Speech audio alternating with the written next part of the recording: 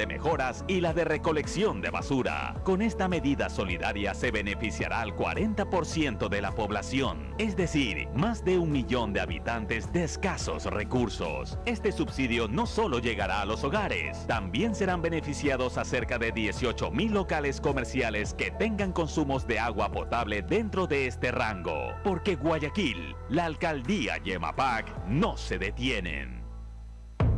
Llegó el momento de volver a abrir las puertas a la ilusión, de prender las luces a un futuro mejor, de empezar de nuevo. Presentamos Crédito Reactívate Ecuador, un crédito con fondos del Gobierno Nacional para micro, pequeños y medianos empresarios, al 5% de interés. Recíbelo ahora y empieza a pagar en 6 meses, hasta 36 meses plazo. Llegó el momento de reactivar la producción y proteger el empleo. Juntos saldremos adelante. Banco del Pacífico. A Ecuador, lo reactivamos todos. El gobierno de todos. En esta época, la mejor cura es prevenir. Evitemos salir a espacios públicos y tener contacto con más personas. Quedémonos junto a nuestra familia en casa. Es responsabilidad de todos evitar el coronavirus. No lo hagas solo por ti, hazlo por tu familia. Quédate en casa. Alcaldía de Guayaquil. En Ecuador, el camarón no se duerme y no se lo lleva la corriente, porque aquí se lo produce como campeones. Y como todo campeón que sigue un entrenamiento estricto, Skretting trabaja junto a sus camaroneras aliadas con todas las medidas de bioseguridad dispuestas por las autoridades. Lavado frecuente de manos, distanciamiento social y el uso obligatorio de mascarilla. Seamos todos campeones de la salud. El futuro de nuestro país está lleno de optimismo si lo alimentas bien en el presente. Skretting, alimentamos millones. Fin del espacio publicitario. En Radio Atalaya, la siguiente es una programación clasificación A, apto para todo público, contenido o opinión. A esta hora, en Radio Atalaya, presentamos Sin Amarres. Sin Amarres es noticias. Sin Amarres es opinión. Sin Amarres, una mesa de diálogo donde sobresalen los temas de mayor interés social, económicos y políticos del país. Bienvenidos a su espacio Sin Amarres. Bajo la conducción y dirección del sociólogo Stalin Poveda Granoble. En el aire.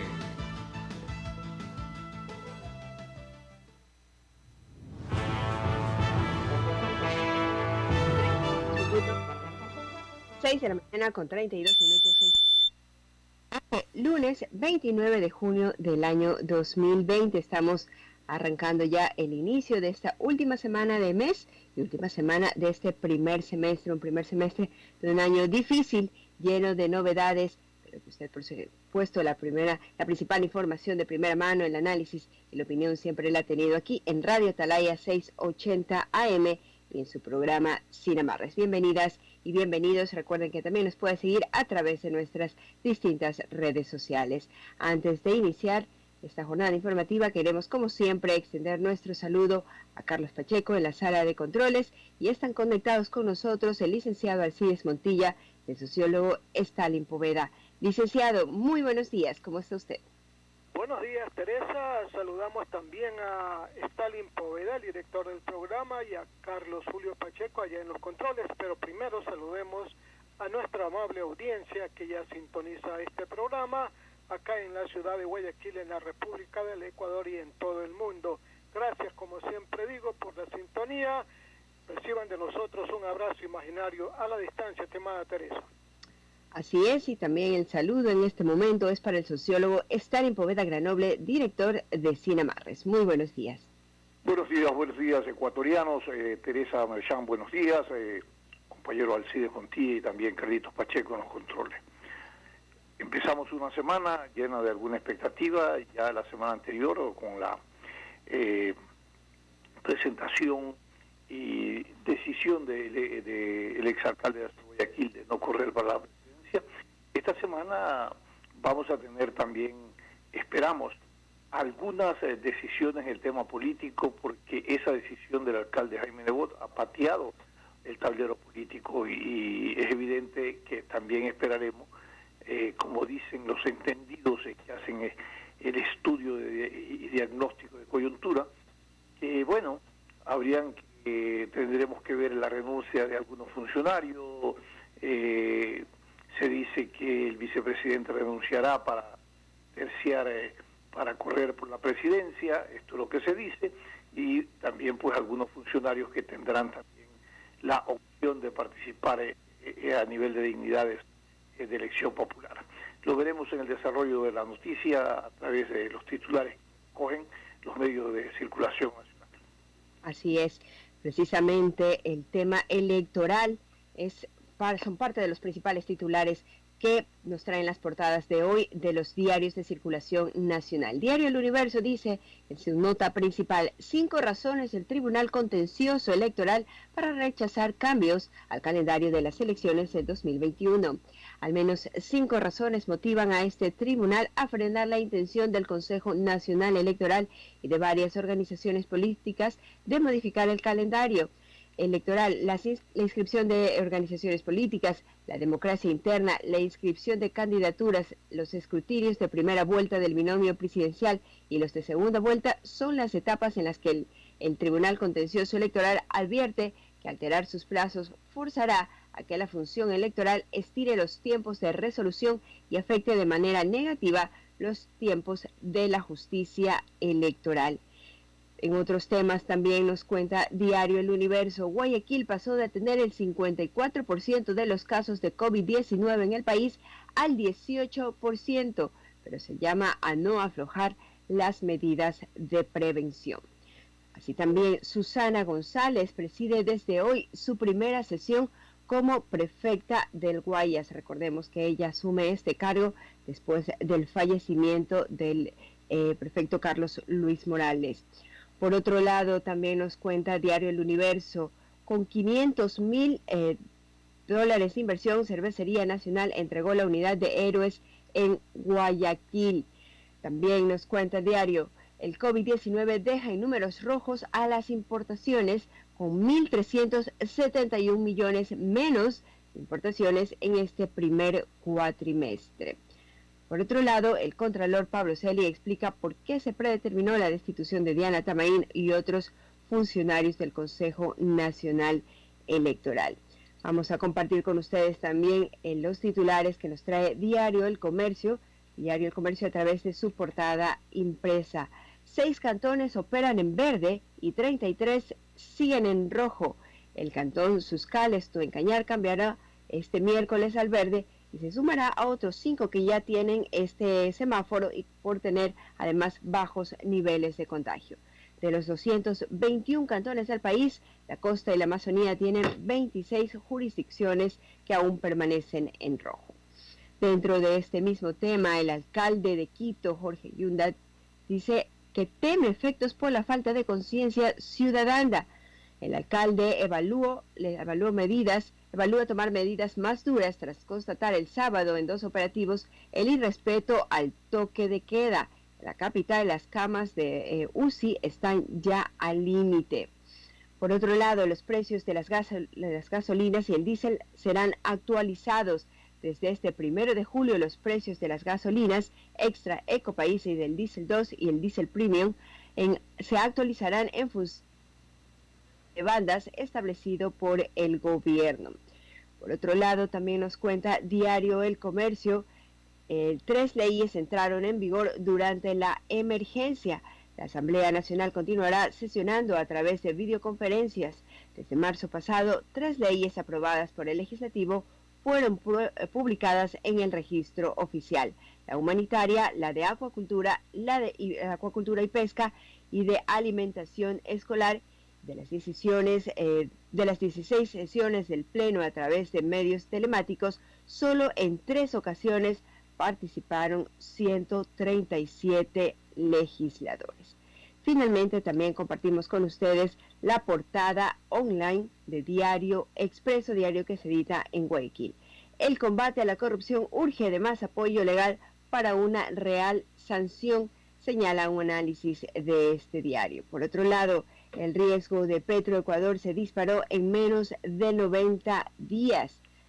En otros temas, el mundo supera ya los 10 millones de casos de COVID-19 según los registros oficiales de la Organización Mundial de la Salud. Y finalmente, el gobierno paga 130 millones de la deuda que mantiene con los gobiernos autónomos descentralizados, una exigencia que venía ya desde hace algún tiempo por parte de los gobiernos locales. 6 de la mañana con 39 minutos. Cerramos de esa manera la lectura de los principales titulares del día de hoy, estimado sociólogo. Muchas gracias, Teresa. Hay muchas expectativas y, por cierto, compartimos con todos el concierto del pensamiento de la opinión pública respecto a qué es lo que va a pasar y qué esperamos de este proceso electoral. Por supuesto, no se va a cambiar su calendario electoral. Entiendo que lo contencioso electoral ha determinado algunas razones para no alterar el calendario electoral, es decir, mantenerlo como hasta este momento se encuentra. Razones de orden constitucional, aplicación respecto al derecho de los ciudadanos de ser elegidos, serían una de las causas por las cuales hay un pronunciamiento respecto a este tema. Después del anuncio de abogado Jaime Nebot, es evidente que hay algunas reflexiones importantes que hay que pensarlas. Primero, el legítimo derecho que él ha exteriorizado respecto a la decisión de no correr para la presidencia de la República. Es difícil para los simpatizantes asimilar esta situación. Sin embargo, la otra alternativa que sustituye a la decisión de no correr para la presidencia es aquella que tiene que ver con el desprendimiento en ese orden personal, con el planteamiento de una consulta popular. Considerada, vista que es una propuesta que se convierte de alguna manera en la creación de un nuevo sistema económico y político en el país, pero fundamentalmente en la práctica de una nueva forma de compartir o de vivir en democracia, porque es un salto importante en la política asumir una democracia plebiscitaria en donde se le consulte al pueblo decisiones trascendentes e importantes. Esta consulta, por supuesto, estará marcada por preguntas que determinarán una profunda reforma estructural del Estado, a nivel de la institucionalidad, a nivel del respeto a la estructura de la democracia y el respeto a los derechos y libertades. Pronunciamiento que el pueblo dará en esta consulta popular cuando se lleve a la práctica estará de alguna manera garantizada por algunos candados que no pueden ser abiertos ni alterados ni manipulados por ninguna mayoría de representación en el orden electoral o gobierno que pretenda cambiar este pronunciamiento del nuevo orden que se plantea alrededor del resultado de esta consulta popular. Estos candados, por supuesto, tienen que ver con las preguntas que se realicen. Y aquí es importante reflexionar al decirles cuál va a ser la pedagogía participativa, ciudadana, respecto al tema de las preguntas, hacia dónde apuntan, porque finalmente también en esta democracia representativa, según Jaime Nebot, coordinará él, por supuesto, este proceso, debería ser interesante saber cómo se va a canalizar y a levantar las preguntas que tengan que ver con el interés de los ciudadanos. Esto es muy importante y que irrumpan justamente en un cambio de una estructura institucional y también de una característica de roles del Estado. ¿Y por qué digo esto?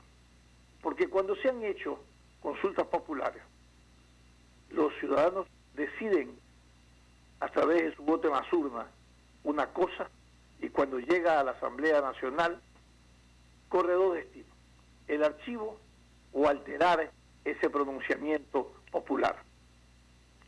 Y esto, que ha sido una práctica, no puede ponerse en riesgo esta iniciativa de esta consulta popular, que, como yo dije, es importante crear una cultura de consulta parlamentaria, de consulta permanente a los ciudadanos para decidir temas trascendentes e importantes. El debate es si es que el tiempo nos alcanza para hacerlo paralelo a las elecciones que están programadas. Muchos entendidos dicen que es muy difícil que empatemos o queremos empatar la fecha para ir a la consulta popular. Otros dicen que cómo se va a hacer cuando hay una comisión de la institucionalización en el país, donde han planteado también reformas a la Constitución, y que después que la revisen esta reforma y se las aprueben dentro de la Asamblea Nacional, tienen que ir a una consulta, a un referéndum para que los ciudadanos la aprueben. Esto se contrapone el uno con lo otro, es una interrogante política, y es lo que hay que hacer. Y yo creo que ahí juega un papel trascendente el llamado a esa unidad que se plantea para llevar a la práctica esta posibilidad de la consulta popular. Entonces, sentarse todos los actores que están involucrados en el impulso a estas iniciativas de reforma para encontrar una solución en que en el camino las iniciativas ciudadanas no se vean obstruidas por este tipo de situaciones que ya han iniciado, ya han comenzado, que han sido anunciadas, que han sido aprobadas de alguna manera por los organismos correspondientes, que está en su trámite, y que de alguna manera tendrán que coexistir, ponerse de acuerdo con el planteamiento de la consulta popular. Sin embargo, es realmente rescatable, saludable, refresca el valor político democrático del país el hecho de tener de frente una propuesta de una consulta popular y mantener una democracia plebiscitaria. Al pueblo hay que preguntarle las veces que sean necesarias. Sociólogo, como usted lo mencionó, hay muchas inquietudes frente al próximo la jornada electoral que tendremos en el país. ¿Le parece si analizamos algunas de estas con nuestro invitado en este momento, cuando son las 6 de la mañana con 47 minutos? Damos la bienvenida al abogado Ramiro García Falconi, expresidente del Colegio de Abogados de Pichincha, que ya está conectado con nosotros, estimado sociólogo. Doctor Falconi, buenos días, ¿cómo está usted? Gusto en saludarlo. Me acompaña Alcide Montilla y Teresa Marchán en esta entrevista. Un poco para conocer de primera mano su visión, su opinión respecto a la propuesta de una consulta popular. Muchos dicen que es una manera de ir a una democracia plebiscitaria. El pueblo hay que consultar de todos los aspectos que son fundamentales de transformación profunda y de reformas estructurales que hoy demanda la sociedad ecuatoriana. Buenos días y bienvenidos. Buenos días, un saludo para todos los oyentes. Muchas gracias por la invitación. Mire, yo creo que seguimos bajo la lógica de los cambios, que los cambios normativos nos van a generar cambios sociales. Y yo creo que no sea un problema de normas. No creo que nuestro país tenga los problemas que tiene, por ejemplo, corrupción, porque las normas se lo permiten. Cambiamos las normas y vamos a ver que siguen los mismos actores políticos y los mismos actores de la contratación pública. Me parece que se está, sí, como usted dice, cayendo un poco en la lógica del convalidar por vía plebiscitaria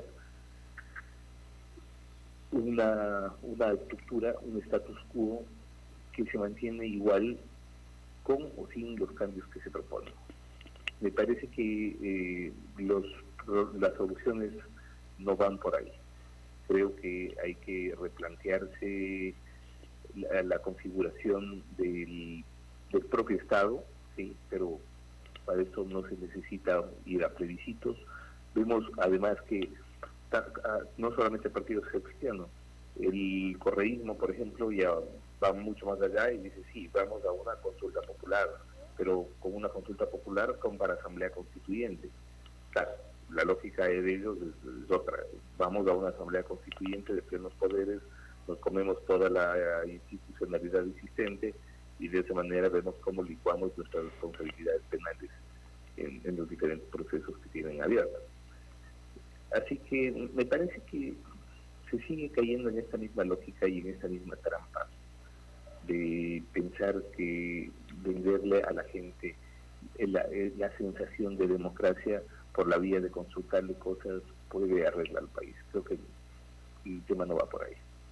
Correcto. ¿Por dónde va el tema, doctor? Porque al final, si este es un tema conductual, de ejercicio de la funcionalidad del quehacer público, donde se cuecen todas las prácticas de corrupción y donde la estructura institucional no responde a la demanda social, a la demanda política, y donde la misma estructura política está contaminada y mezclada con sus prácticas también de haber permitido y haberse sido actores de la corrupción en el manejo del quehacer político y del ejercicio de la administración pública. ¿Cómo resolver este problema, más allá de la justicia? Mire, si hay algo que nos ha demostrado esta pandemia, es que tenemos un problema de corrupción nacional, que no es privativo de una región, que no es privativo de una tendencia ideológica, que no es privativo de un partido político, sino que la corrupción hoy por hoy atraviesa transversalmente a nuestro país.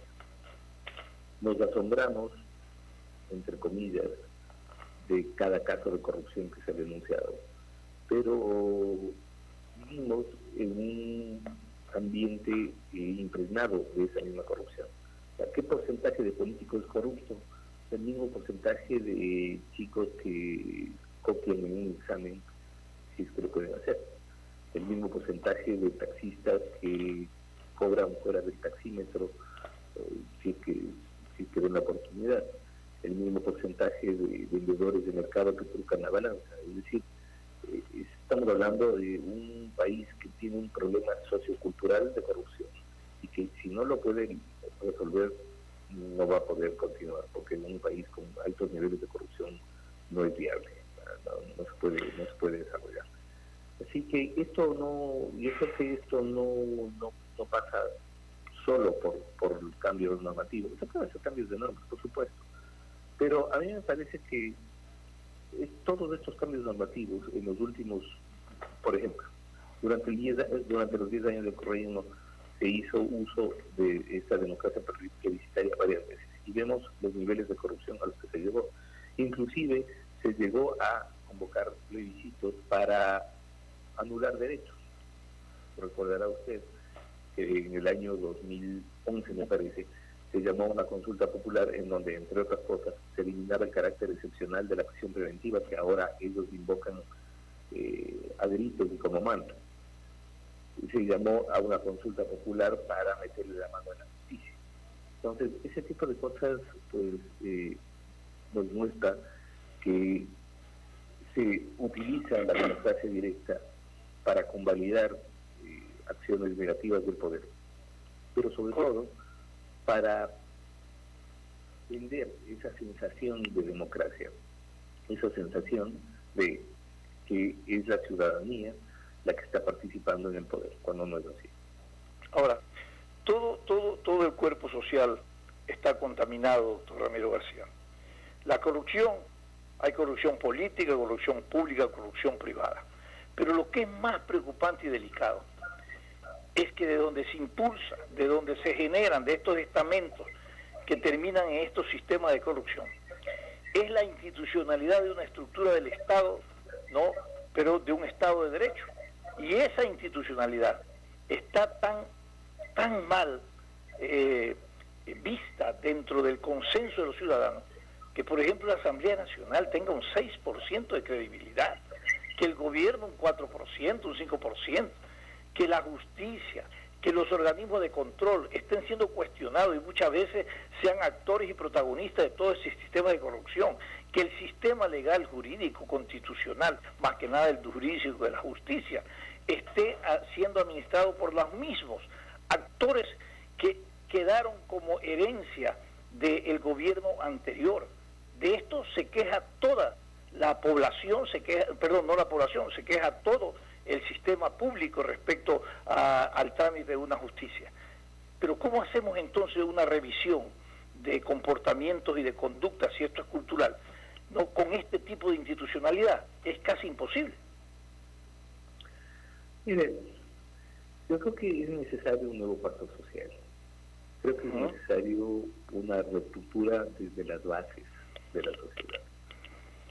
Mientras los cambios sean simplemente de actores y no de estructura, las cosas van a continuar igual como hasta ahora. Y me parece que es necesario ya llegar a un pacto de ir por caminos diferentes que aquello que hemos venido haciendo hasta hoy. No se puede esperar, no se puede tratar de conseguir resultados diferentes haciendo exactamente lo mismo.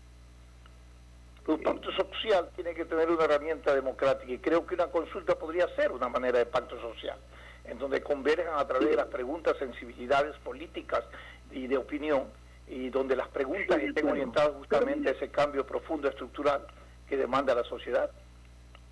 Pero mire, esto ya se intentó en 2008. Recuerde usted que en 2008 se estructuró una asamblea constituyente. Así fue. Que tuvo un apoyo inusitado, inédito en la historia del país, que generó una constitución que también tuvo un apoyo impresionante. Recordará usted, si no me falla la memoria, tuvo alrededor más del 80% de adhesión una vez realizada, es decir, un proceso democráticamente exitoso que nos generó una constitución, la constitución que tenemos hoy, que inmediatamente, y cuando digo inmediatamente me refiero a 1 o 2 años, ya se constituyó en un corsé inaguantable para el propio poder. Y por eso se plantearon las reformas del 2010 que fueron votadas en 2011 y que derivó en la metida de mano a la justicia. Yo creo que es necesario que las fuerzas políticas se pongan de acuerdo en mínimos. Hay temas que van más allá de las izquierdas y las derechas. Yo creo que hay temas que superan cualquier barrera ideológica y que tienen que ser implementados. Por ejemplo, la independencia judicial. La independencia judicial es fundamental. Y si esto no se logra, si no logramos que los jueces estén fuera del influjo directo de los poderes de turno, no vamos a poder avanzar. Y hasta ahora esto no lo hemos conseguido. Hoy por hoy, hay que ser justos, podemos decir que tenemos muchísimo más independencia que lo que teníamos en el correísmo. O sea, recordemos la forma en que se aplicaba el error inexcusable, por ejemplo, de manera administrativa, por el Consejo de la Judicatura presidida por Gustavo Yacca. Entonces, esto hay que ser coherente y decir, bueno, las cosas han cambiado y han cambiado mucho. En el manejo de la Fiscalía, no podemos comparar la gestión que está haciendo Diana Salazar actualmente con la gestión que hicieron Carlos Vaca, Chiriboga, pues antes en el correísmo. O sea, de ninguna manera, esto no tiene sentido, no tiene relación. No podemos comparar, pero ni de lejos, la Corte Constitucional que dirigía Pamela Martínez con la Corte Constitucional que tenemos hoy. Podemos estar o no de acuerdo en todos sus fallos, pero está claro, primero, que ninguno de los que está ahí vende sentencias, y segundo, que jurídica y académicamente el nivel ha subido enormemente. Ahora, yo creo que esos son pasos positivos, y para eso no fue necesario una asamblea constituyente, ni mucho menos. se hizo una consulta gracias a la cual se pudo hacer estos cambios y tenemos lo que tenemos. Pero otra cosa que debemos entender es que las modificaciones, las transformaciones sociales no pasan solo por lo político, pasan por lo cultural, pasan por lo educativo. Y es ahí donde no estamos apuntando. O sea, si usted quiere cambiar una sociedad, mejore su sistema educativo. Acá estamos haciendo al revés. Cuando hay crisis económica, al primer sector al que le metemos línea es al sector de la educación. Eso no tiene sentido. Estamos apostando en contra del futuro. Me parece muy bien lo que usted acaba de señalar, doctor, porque en la educación está justamente esa toma de conciencia, ese empoderamiento de la sociedad respecto a la necesidad de los cambios reales que se necesitan. Alcides, continúas. Gracias, Stalin. Lo saludamos al doctor García, lo saluda el periodista Alcides Montilla. Doctor García, da la impresión de que en este país nos estamos olvidando de muchos temas trascendentales que van a jugar el futuro del país. Por ejemplo, doctor, no hemos dicho nada, absolutamente nada. ¿Qué vamos a hacer con el problema del agua en este país? El agua. ¿Qué vamos a hacer con el tema de la energía eléctrica? ¿Qué vamos a hacer con el tema de la salud? Ahora con la pandemia hemos descubierto que hay como 10 sectores públicos y privados que están en el tema de la salud pero dispersos. ¿Qué vamos a hacer con el tema del empleo? ¿Qué vamos a hacer con la educación del futuro? Está bien que se discuta la independencia judicial, que se discuta el voto optativo, pero ¿qué hacemos con otros temas como el que les estoy anotando, doctor García, que son de trascendental importancia para el futuro inmediato del país? Yo quiero un comentario suyo. Mire, claro, son temas tan amplios, tan importantes, que cada uno merecería, cada sector de los que usted acaba de enumerar, merecería un análisis profundo e independiente. ¿Qué hacemos con el país? Eso es lo que tenemos que ponernos a pensar. Y lo que hemos visto, lo que nos ha mostrado esta pandemia es la peor cara de nuestra estructura política. O sea, usted ve que se ha denunciado actos de corrupción en la prefectura del Guayas y en la alcaldía de Guamote, en gobiernos dirigidos por los socialcristianos, en gobiernos dirigidos por los correístas, en gobiernos dirigidos por Pachacuti. La alcaldía de Guamote, por ejemplo, del Quisca, es Pachacuti. Imagínense usted, o sea, es decir, se nos ha mostrado que el tema corrupción, que además atraviesa transversalmente en todos los sectores de los que usted acaba de señalar. En la salud, en media pandemia había gente que estaba gente millonaria. Había gente que no le importaba que otras personas estén muriéndose hasta en las veredas, que haya cadáveres sin recoger. Y mientras tanto estaban vendiendo bolsas para cadáveres, estaban vendiendo insumos médicos con un sobreprecio brutal, y dieron a estas muertes, a esta epidemia, a este episodio doloroso que acabamos de vivir, especialmente en ciudades como Guayaquil, como una oportunidad de enriquecerse más todavía. Y ojo, que son operadores que no vienen trabajando solamente en este gobierno, que vienen trabajando desde el anterior. Es decir, estamos hablando de una estructura que, independientemente de quién esté en el poder, continúa operando.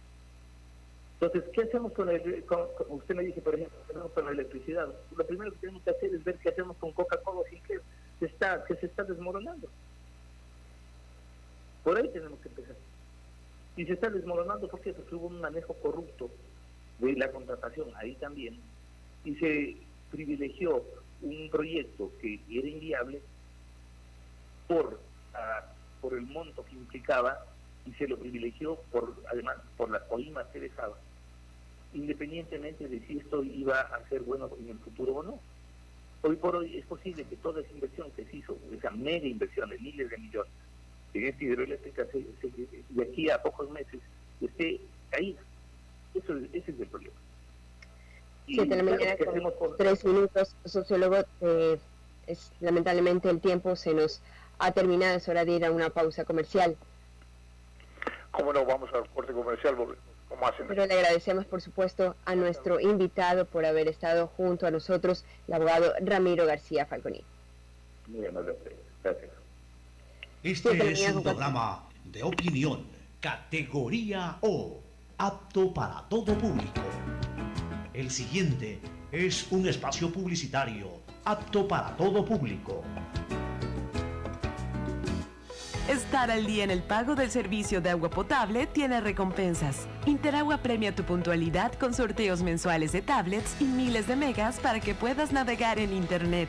Los pagos que realices por canales virtuales duplican tus posibilidades de ganar. Y si lo haces por medio de la aplicación móvil de Interagua, tus oportunidades se multiplican por 3.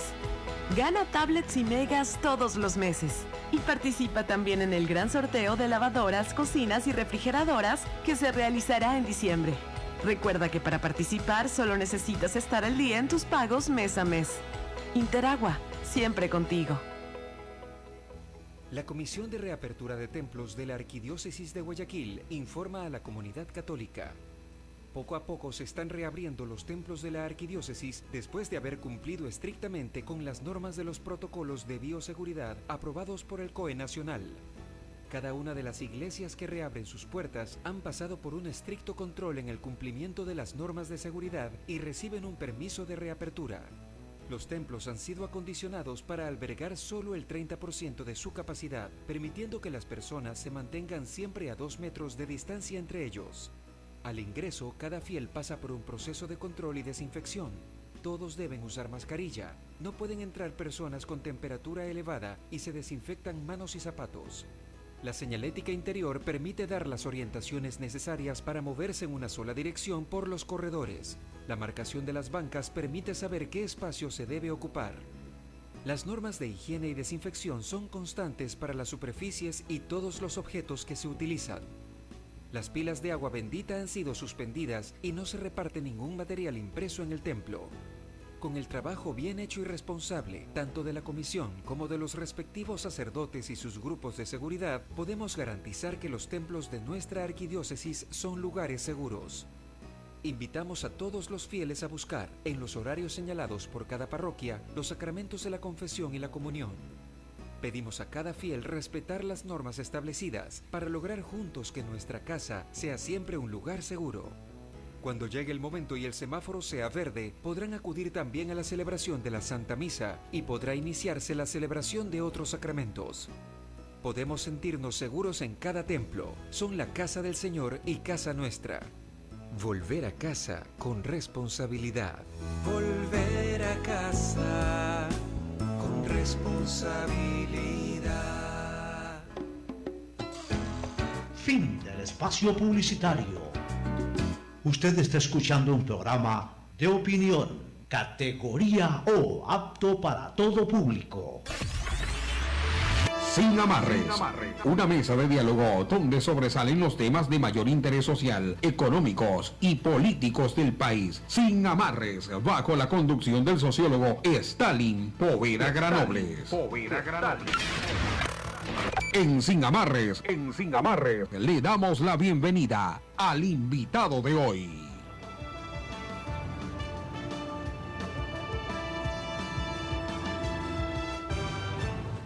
7 de la mañana con 7 minutos. Gracias por continuar en compañía de su programa Sin Amarres. A esta hora queremos darle los buenos días al abogado Héctor Yepes Martínez. Él es asambleísta con quien dialogaremos precisamente algunos temas de importancia nacional. Estimado sociólogo.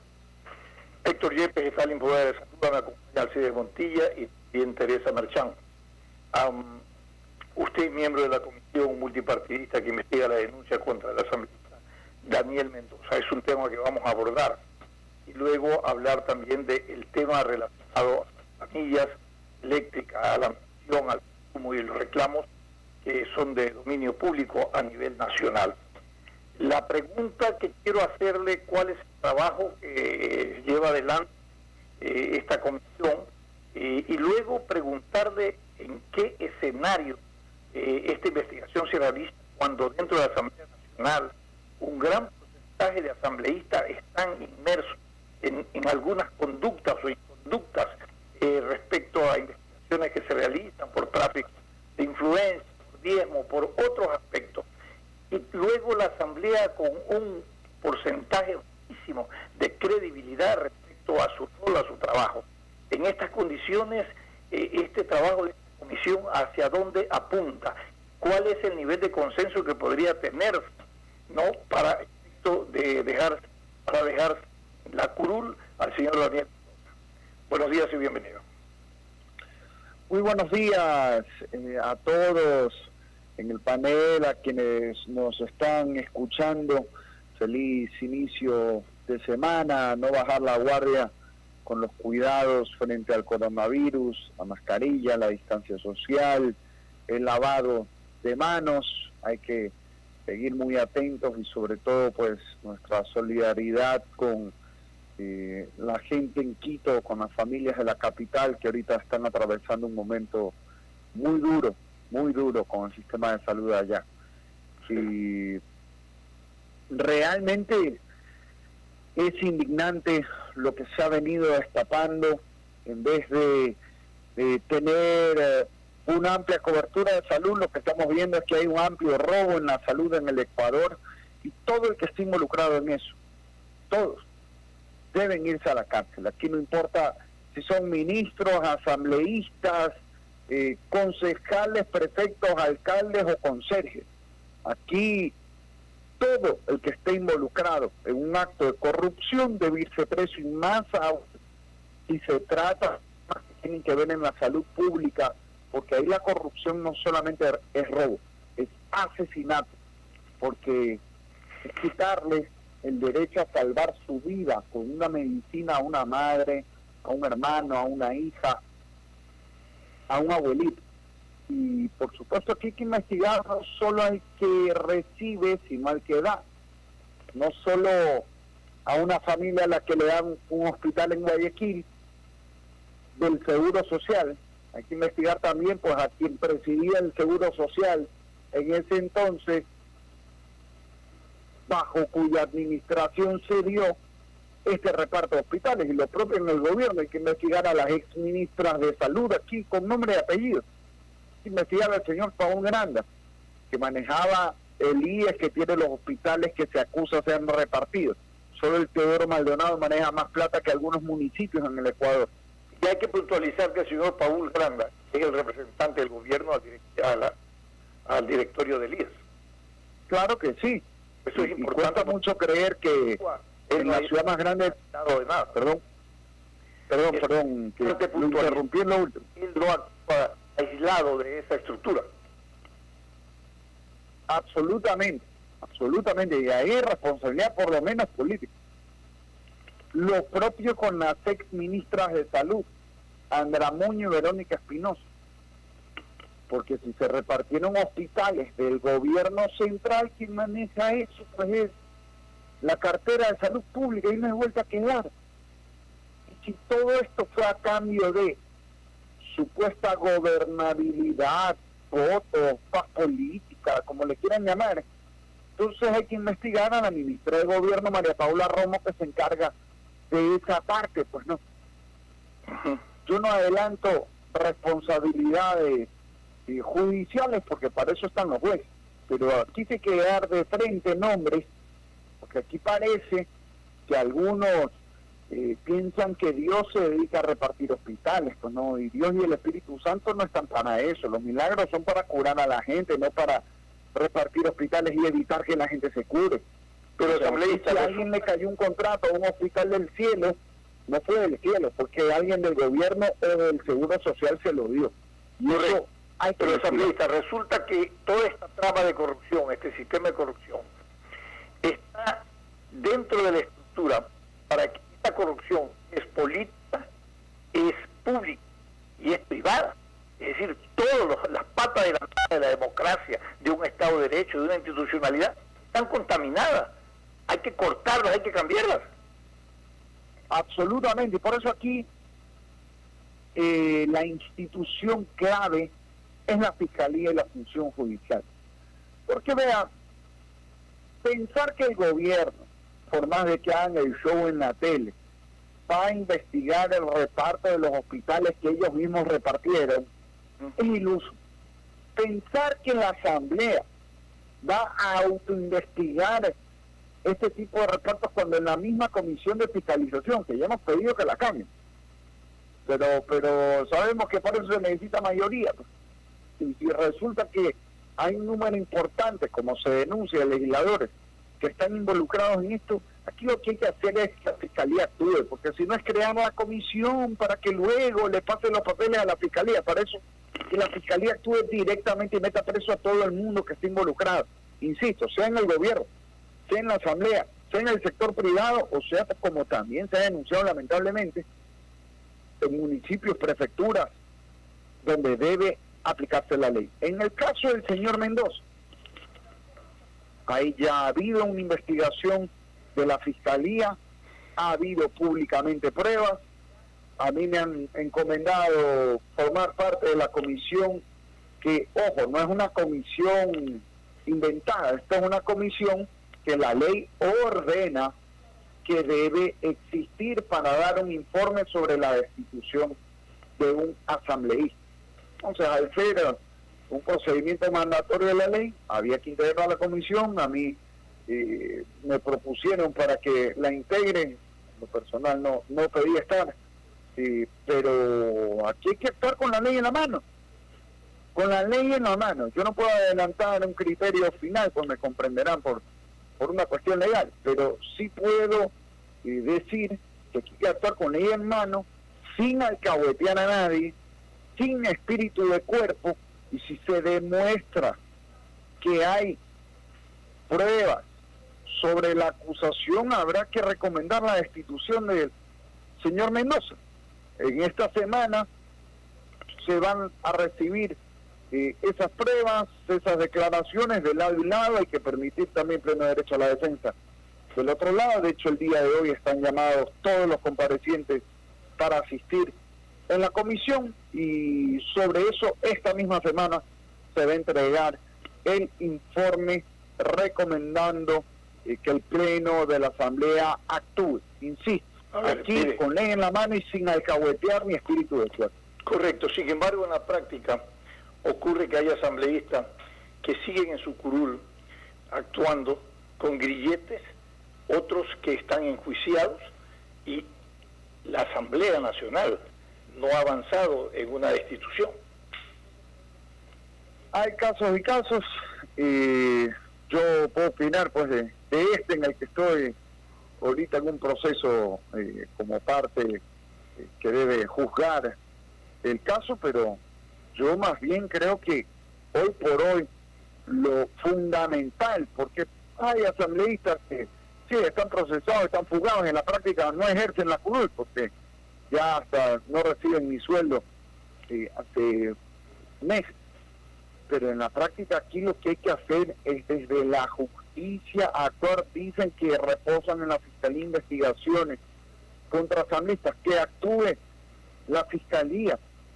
Yo mismo, cuando hace ya casi un mes el ministro de Salud fue a una comparecencia en la comisión que yo presido de gobiernos autónomos, yo le pregunté de frente: ministro, diga quiénes están involucrados en este reparto de cuotas en la salud pública, que el ministro actual, hasta donde yo sé, pues no tiene relación con esto, porque él recién entró. Pero bueno, digan los nombres. Y yo le decía al ministro, aquí por lo menos conmigo no cuenten para alcahuetear a nadie, ni para tener falsos espíritus de cuerpo. Y eso es lo que debe pasar en toda institución en el país.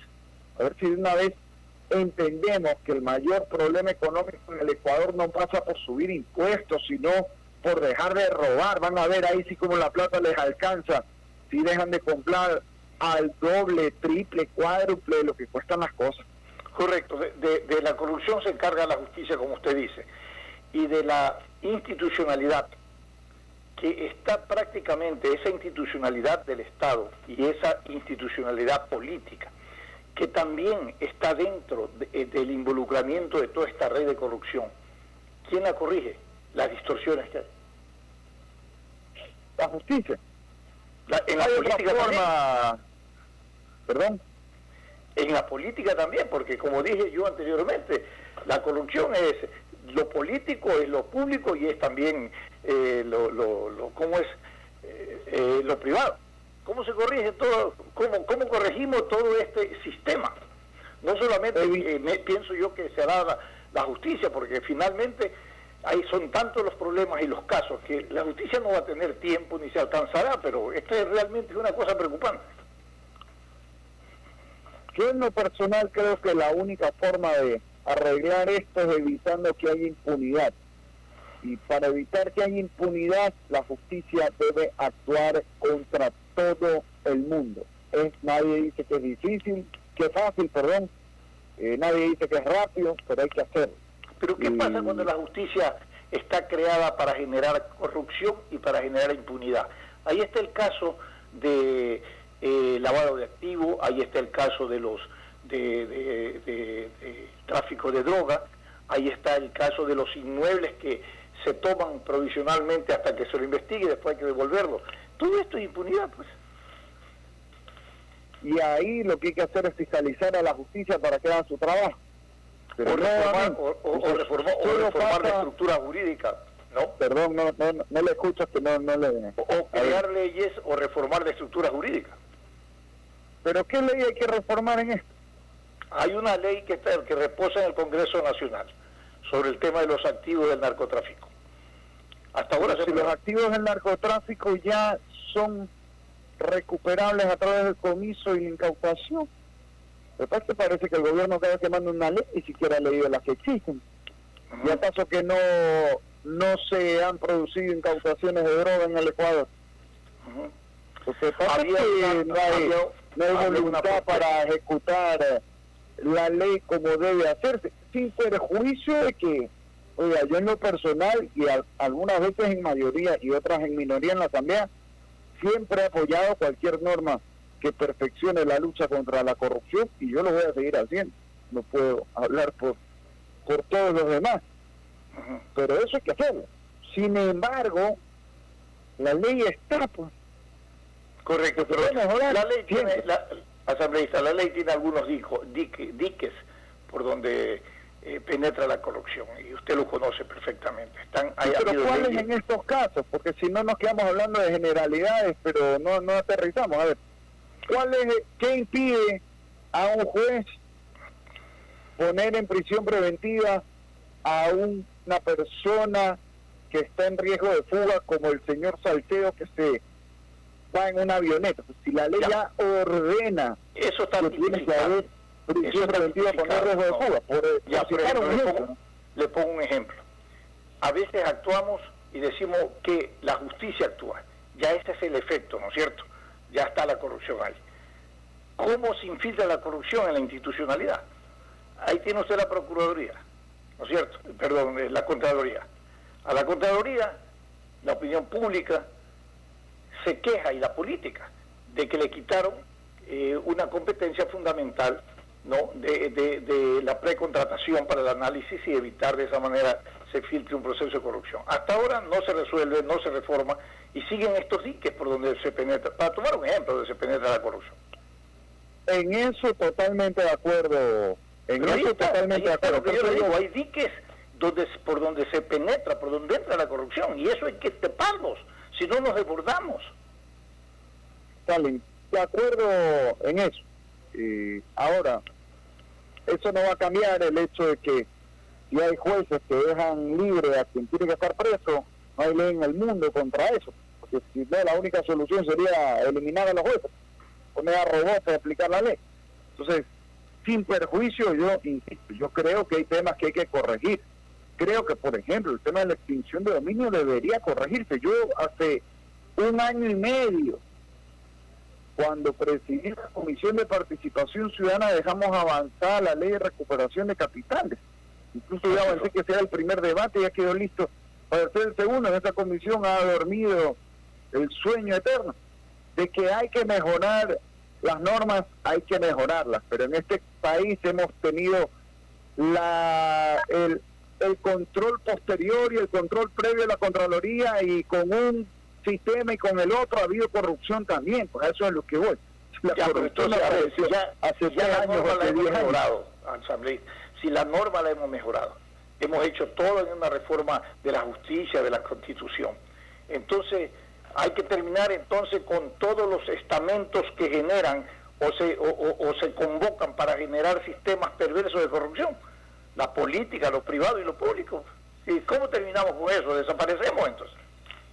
No, hay que aplicar la ley. La justicia debe funcionar. Es que si no, aquí hablamos en círculos. O sea, a ver, la ley debe existir, está muy bien, pero la ley no sirve para nada si no se cumple.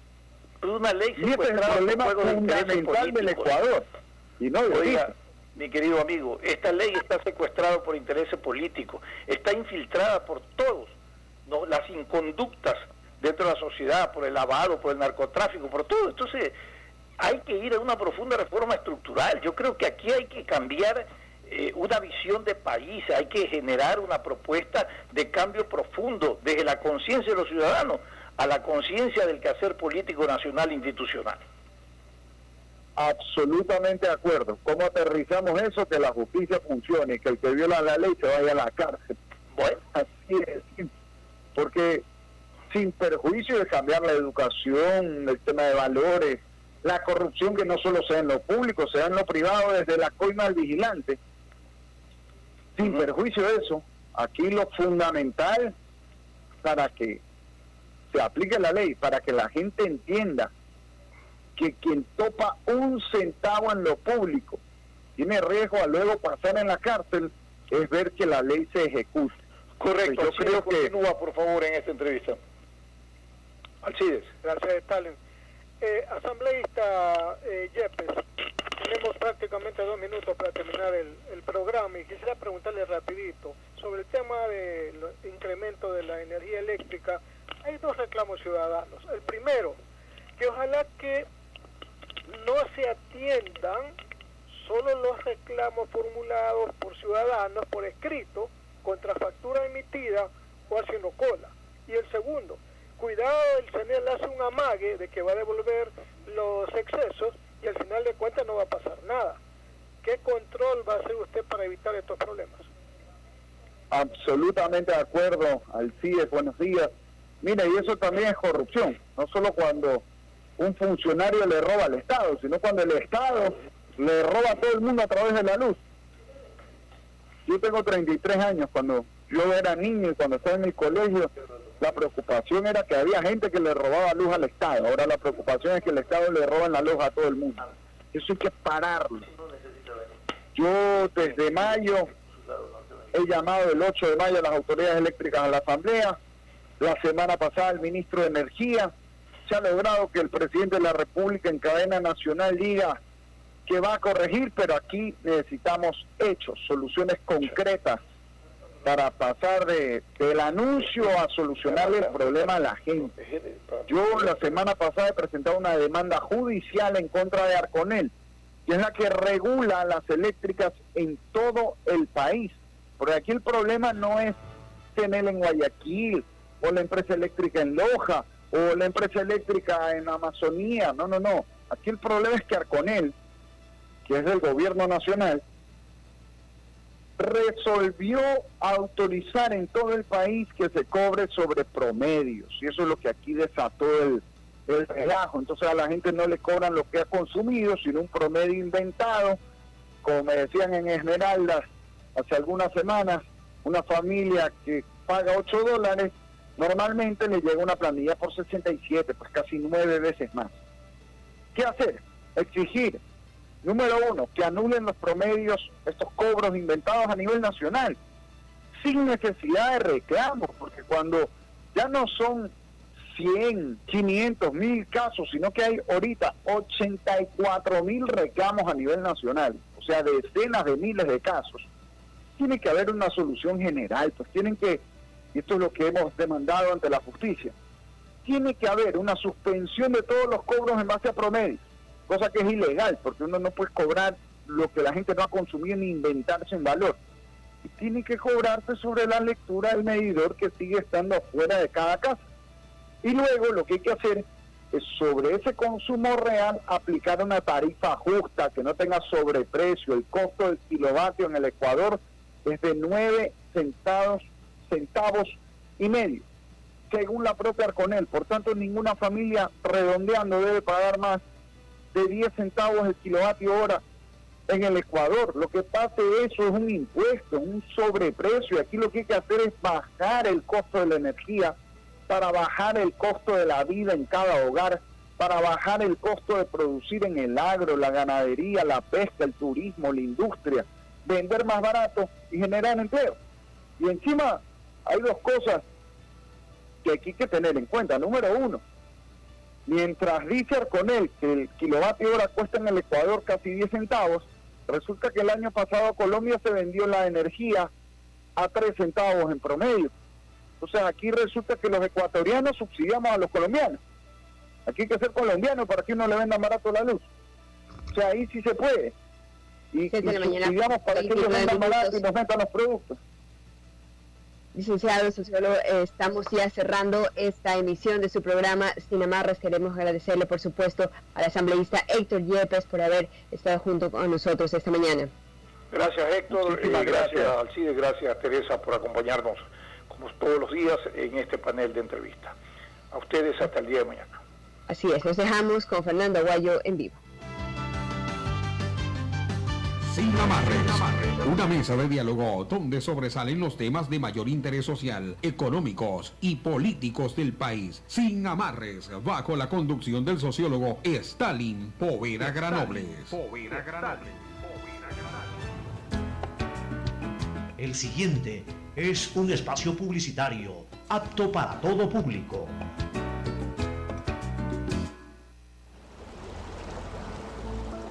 Guayaquil, a diferencia de otras ciudades, es la primera en avanzar en el tratamiento de aguas residuales, con la construcción del Sistema Integral de Tratamiento de Aguas Residuales, que incluye la construcción de 4 macroplantas. En la perimetral, Pantano Seco, funcionando al 100%. En el sur, Planta Las Esclusas, con un avance del 60%, estará operativa el próximo año. Milote, al noroeste de la ciudad de Guayaquil, con un avance del 73.25%, operativa en el 2021.